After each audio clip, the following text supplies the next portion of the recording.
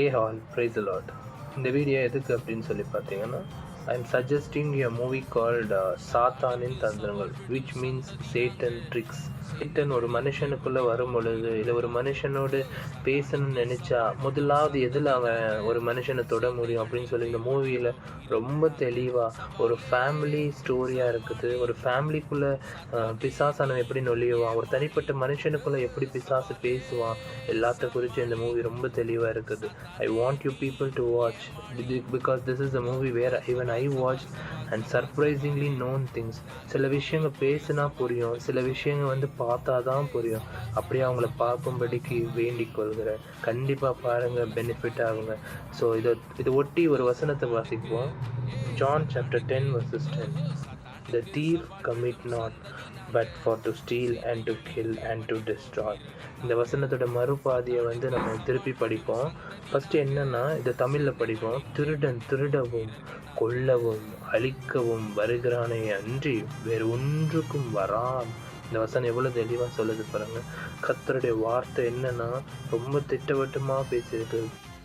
யார் இந்த திருடன், யார் இந்த அழிக்க வருவேன், யார் இந்த கொலை பண்ண வருவேன் அப்படின்னு சொல்லி இந்த வசனம் இருக்குது இல்லை. இது யார் அப்படின்னு சொல்லி பார்த்தா பிசாசானவன். பிசாசுக்கு தான் இந்த 3 கேரக்டர் இருக்கும். அவனுடைய ஃபெமிலியரான 3 கேரக்டர். கொல்ல 3 விஷயத்தை தான் நம்ம மேலே அவன் திணிக்க பார்ப்பான். முதலாவது நம்மளை கொல்றதுக்கு, முதலாவது நம்மளை திருடணுமா, நம்மளுடைய என்னத்தை திருடுவான். நம்ம நகை வச்சுருக்கிறோம், ஆபரணம் வச்சுருக்கிறோம், அதை திருடுவான்னு பார்க்குறீங்களா? கண்டிப்பாக இல்லை. என்னத்தை திருடுவானா, நமக்குள்ளான சமாதானம், உள்ளான மனுஷனுடைய சமாதானம், நமக்குள்ளே இருக்கிற இயேசுவை திருடணும், நமக்குள்ளே இருக்கிற ஆண்டுடைய வார்த்தையை திருடணும் அப்படின்னு சொல்கிறது தான் அவனுடைய முதலாவது காரியம். 2வது என்னத்தை கொள்றான் அப்படின்னு சொல்லி பார்த்தா நம்மளுடைய சரீர ஆரோக்கியத்தை கொள்றானா. நம்ம எது சாப்பிடணும் எது சாப்பிடக்கூடாதுன்ற நியமம் நம்மளுக்குள்ளே இருக்கணும், அந்த கண்ட்ரோல் இருக்கணும். ஆனால் அதை மீறி சில விஷயம் நம்ம பண்ணும்போது நம்ம உடல் கெட்டு போகிறதுக்கு நம்ம எல்லாத்தையும் பிசாசு மேலே போட முடியாது. பட் இதோட மெயின் காஸ் கில் பண்ணுறான். நம்மளுடைய சரீரத்தை கத்திருக்கிட்ட இருக்கணும், அதெல்லாம் தாண்டி நம்மளுடைய ஃபிசிக்கல் பாடி ஹெல்த்தியாக இருக்கணும். அதை கெடுக்கிறதுக்கு அதை கொல்ல நினைக்கிறான். அழிக்கவும்னா ஜெபிக்கிறவனை அழிக்கணும்னு நினைப்பான். எப்போவுமே அவனை எதிர்த்து நிற்கிறவனை அழிக்கணும்னு நினைப்பான். இதெல்லாம் ஒரு பக்கம் இருக்குது. பிசாசு எப்படி ஒரு மனுஷன்ட்டு பேசுவான், what is the mode of transmitting himself to human body அப்படின்னும் போது ஒரு 3 விஷயம். முதலாவது டெம்டேஷன். எப்படி பிசாசு டெம்டேஷன் மூலயமா நடத்துவானா 3 விஷயம். முதலாவது இச்சை. பெண் மேலே இச்சையாக இருந்தாலும் சரி, இல்லை ஒரு பொருள் மேலே இச்சையாக இருந்தாலும் சரி, அது இந்த இச்சையை கொடுத்ததுனால தான் அவன் ஒரு மனுஷனோட பேசினே இருப்பான். இதில் இது கரெக்டு தான், நீ நம்ம ஆவியானவர் மனசுக்குள்ளேருந்து பேசினே இருப்பார். இல்லை, நீ பண்ணினுக்கிற தப்பு மகனே, இது வேண்டாம், உனக்கு தகுதியாக இருக்காது அப்படின்னு சொல்லி. ஆனால் அதெல்லாம் நம்ம காது கேட்காத மாதிரி, நம்ம இறுதியை ஏற்றுக்கொள்ளாத மாதிரி, இது பண்ணினுக்கிறது கரெக்டு போ, அதுலேயே பரவாயில்லன்னு சொல்லி ஒன்று நடத்துவான். 2வது அற்புதங்க மூலியமாக ஏமாற்றத்தை கொண்டு வருவான். அவன் அற்புதம் எப்படி இருக்குன்னா, தீராத வியாதியாக ரொம்ப வருஷமாக அந்த வியாதியை முடிக்க இருப்பான். 2வது ரொம்ப வீட்டில் பிரச்சனையாக இருக்குதா, அந்த பிரச்சனையை கூட மாற்ற முடியும். இதெல்லாம் அவனால் பண்ண முடியும். ஆனால் அவனால் ஒன்றும் தர முடியாது. சமாதானத்தை கண்டிப்பாக தர முடியாது. அதில் ரொம்ப உறுதியாக நீங்கள் நம்பணும். 3வது என்னென்னா, லைஸ் அண்ட் டிசப்ஷன். இல்லாத ஒரு விஷயத்தை கண்மூடித்தனமாக நம்ப வைப்பான். Either it is a superstitious belief, either it is so far called blind belief, however you call it as. அநேக காரியத்தில் பொய்களை சொல்லி சில விஷயம் இருக்கவே இருக்காது. சில விஷயம் இப்படித்தாவா அப்படித்தாவான்னு இல்லை. ஏன்னா இந்த உலக துவங்கின நேரம் பொழுது அந்த பொய் என்ற அந்த விஷயம் தொடங்கப்பட்டது. பிசாசு சர்ப்பன்ற வழியில், சர்ப்பன்ற ரூபத்தில் எப்படி ஏவாளை ஏமாற்றி அந்த பழத்தை கொடுத்து கனியை புசிக்க வைத்து ஏமாற்றி பேசினானோ, அந்த நாள் முதற்கொண்டு இன்னைக்கு வரைக்கும் இந்த பொய், இந்த நம்ப முடியாத காரியத்தையும் நம்ப வைத்து அதை ஏமாற்றத்துக்குள்ளே நடத்தி நரகத்துக்கு கொண்டு போனோம். அவனோட நிறைய பேர் கூட இருக்கணும் அப்படின்னு சொல்கிற அந்த எண்ணத்தோடு தான் இன்னைக்கு செயல்படுறான். இப்படியா நான் இந்த காரியத்தெல்லாம் யோசிக்கும் பொழுது ஒரு இன்சிடெண்ட் எனக்கு ஞாபகம் வருது. இப்போ பாஸ்ட் ஃபியூ டேஸ் பேக் ஒரு 2 இன்சிடெண்ட் உங்கள்கிட்ட பகிர்ந்து கொள்கிறேன்.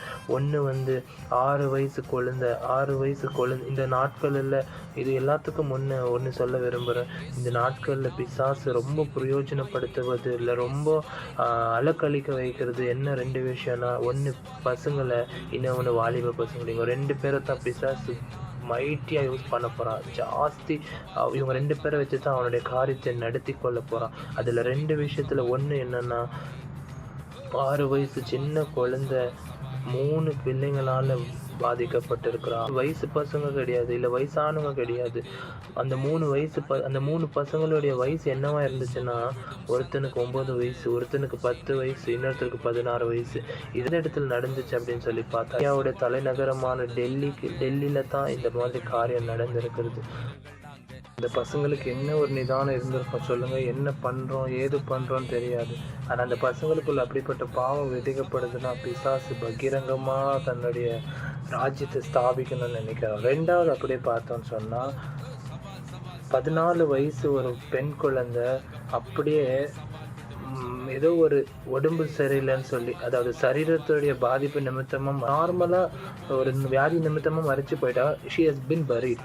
ஆனால் ஒரு சில நபர் என்ன பண்ணியிருக்கிறாங்க, பரியலாக இருக்கிற அந்த பிணமாய் கிடந்த அந்த மகளுடைய இதை எடுத்து உடம்பை எடுத்து அந்த உடம்பு கூட உடல் உறவு வைத்து கொண்டு இருக்கிறாங்க.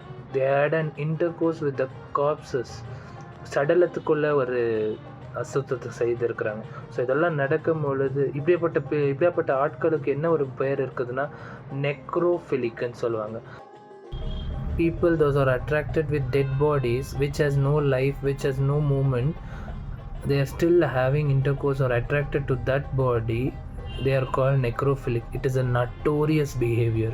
அதெல்லாம் இருக்க இந்த ஃபிலிம் முக்கியமாக என்ன குறித்து பேசும் அப்படின்னு சொன்னால், 2 விஷயம். ஒன்று சமாதானம் குடும்பத்தில் எப்படி வரும், பிசாசு வந்துட்டால் என்ன ஆகும், அது அந்த சமாதானம் எழுந்து போகும்னு சொல்கிற அந்த ஒரு கான்செப்ட் தெளிவாக பேசப்பட்டிருக்கோம். 2வது, தனிப்பட்ட நபருக்குள்ள பிசாசு எப்படி செயல்படுவான், அவனுடைய செயலாக இருக்கும் பொழுது குடும்பங்கள் எப்படி உடைக்கப்பட்டு போகும்னு சொல்லி. இந்த நாளில் நம்ம இதை காரியத்தை குறித்தெல்லாம் ஜெபிக்கிறலாம் காணப்படணும்.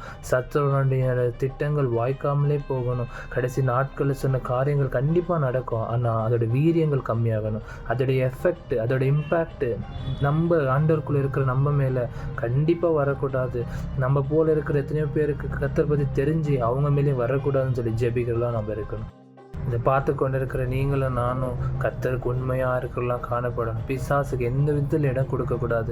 வெளியே நின்று பேசுகிற பிசாசு, காதோரமாக பேசுகிற பிசாசு நாளைக்கு நம்ம உடம்புல ஆக்கிரமிச்சா அது எப்படி இருக்கும்னா, ஒரு சிலருக்கு பிசாசு அப்படியே வெளியே போயிடும். ஒரு சிலருக்கு தன்னோட உயிரை மாய்த்து தான் எடுத்துன்னு போகும். நம்மளோட உயிரை பிடுங்கி அப்படியே எடுத்துக்கொண்டு போகும். இதெல்லாம் நடக்க இருக்கக்கூடாதுன்னா கர்த்தரை உறுதியாக பிடிச்சிக்குவோம்.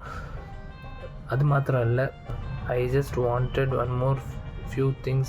Please do remember me in your prayers, where God had planned me many things for the upcoming days. It will be updated. God bless you. அந்த வீடியோ பார்க்குறவங்க கண்டிப்பாக அந்த வீடியோ பார்த்துட்டு சப்ஸ்கிரைப் பண்ண மறக்காதீங்க. God bless you. Do watch, do subscribe. Amen.